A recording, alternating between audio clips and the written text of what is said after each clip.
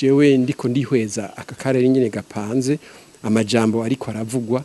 ibikurikira urashobora kubona ivyo ari byo ibikurikira rero ni iki ibikurikira nuko iyo ababanyi nkuko kwa twebwe u Rwanda n'u Burundi bashamiranye nkuko tuvyumva nta na rimwe ari vyiza ico rero tukwiye kugira no kuraba yuko kubera turi abanyagihugu dukunda ibihugu vyacu tubwire abadutwara bahana amahoro baganire aha nico naje kubabwira uti boganira gute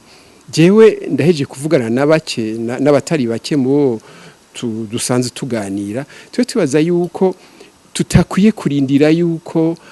bamwe twita makungu barinda kutubwira ico bakora namwe muramaze kubona ko baremerewe bapropoje ibintu byinshi ataho vyashitse nuno musi nibaza yuko ariko bihakwa kumera ariko rero jewe sindumva ijwi ry'aba intellectuel bo mu bihugu vyacu bavuga bati twebwe nta nyungu za politike tubona muri ko murajamwo nta nyungu zindi dufise atari uko ibihugu vyacu byotora amahoro uno musi rero twibaza yuko abarongoye amashirahamwe nk'iryiwanje CIRID dushobora kuja hamwe naho tuba turi bake ntibikeneye ko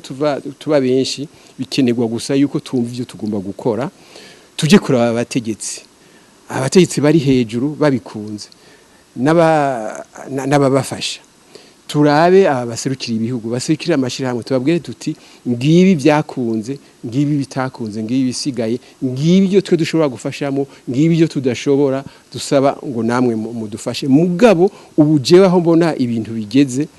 kirazira tuba twihaye akamenyo kubona twebwe les intellectuels tuguma duhoze kandi ibintu bishobora kugenda nabi gusumba